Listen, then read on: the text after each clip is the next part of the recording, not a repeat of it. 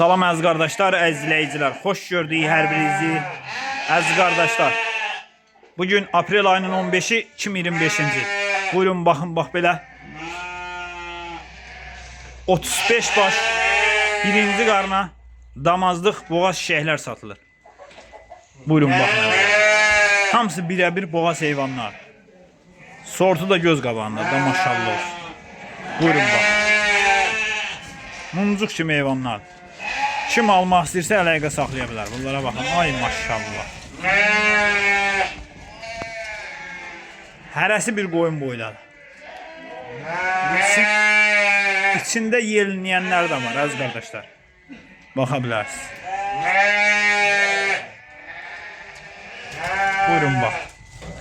35 baş heyvan. Kim almaq istəyirsə əlaqə saxlasın. Buyurun bax. Böyle 35 baş heyvandır əziz qardaşlar. Mumcuq kimi heyvanlar. Hamısı da qarnı boğaz heyvanlar. Baxın. Süper heyvandır, özü də çöl heyvandır. Dostum, indi yağışlı deyin içərdə. Mən də ona görə içərdə sətirəm. Ay maşallah, durma kimi heyvanlar. Kim almaq istəyir əlaqə saxlasın, ünvan Beyləqan rayonu. Buyurun bax. Ha, belə mumcuq kimi heyvanlar. Ay maşallah, bunlara baxın.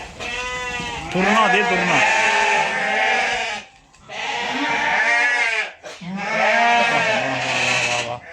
Mumcuq kimi heyvanlar. Kim almaq istəyir əlaqə saxlasın. Əlaqə nömrəmiz səhifədə qeyd olunur. Belə mumcuq kimi heyvanlarda hamısı da qarnı boğaz heyvanlar.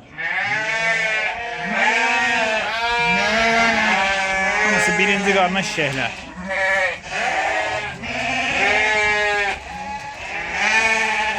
Almaq istəyən qardaşlar əlaqə saxlaya bilər.